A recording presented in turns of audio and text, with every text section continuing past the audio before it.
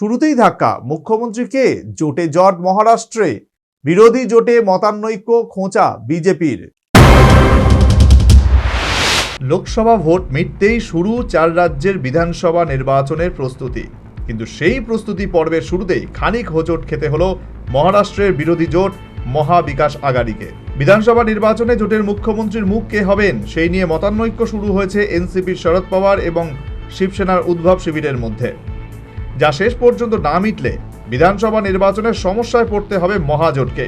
ফায়দা ঘরে তুলবে শাসক জোট। লোকসভা নির্বাচনের অনেক আগেই মহারাষ্ট্রে তৈরি হয়েছিল মহাবিকাশ আঘাড়ি। জোটের 3 প্রধান শরিক কংগ্রেস, এনসিপির শরদ পাওয়ার এবং শিবসেনার উদ্ধব ঠাকরে শিবির।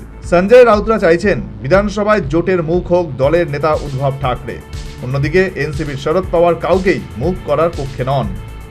এনসিপির রাজ্য সভাপতি জয়ন্ত পাতিল জোটের শরিকদের উদ্দেশ্যে 2টি দাবি রেখেছেন।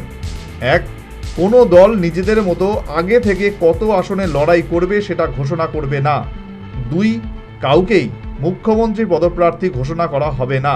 কিন্তু সঞ্জয় রাউত স্পষ্ট জানিয়ে দিয়েছেন, মুখ্যমন্ত্রীর মুখ হিসেবে কারোর নাম না ঘোষণা করাটা বিরাট বড় ভুল হবে। আমাদের মুখ্যমন্ত্রী পদপ্রার্থী ঘোষণা করা উচিত। তার বক্তব্য, 2019 থেকে 2022 পর্যন্ত মুখ্যমন্ত্রী থাকাকালীন দারুণ কাজ করেছেন উদ্ধব ঠাকরে। উদ্ধবকেই মুখ্যমন্ত্রীর মুখ হিসেবে ঘোষণা করা হোক দাবি সঞ্জয় রাউতদের। যদিও তাতে আপত্তি রয়েছে শরদ শিবিরের। কংগ্রেস এখনও নীরব। সব মিলিয়ে আসন সমঝোতা নিয়ে আলোচনা শুরুর আগেই সমস্যায় বিরোধী জোট। উল্লেখ্য, সদ্য সমাপ্ত লোকসভা নির্বাচনে মহারাষ্ট্রে অভাবনীয় সাফল্য পেয়েছে বিরোধী জোট মহাবিকাশ আঘাড়ি। রাজ্যের 48টি আসনের মধ্যে আঘাড়ির দখলে এসেছে 30টি আসন। বিজেপি জোট পেয়েছে মাত্র 17টি আসন। বিধানসভা নির্বাচনে যদি বিরোধী জোট ভেঙে যায় তবে সেক্ষেত্রে লাভই হবে বিজেপি জোটের। Mumbai bureau report, news vanguard.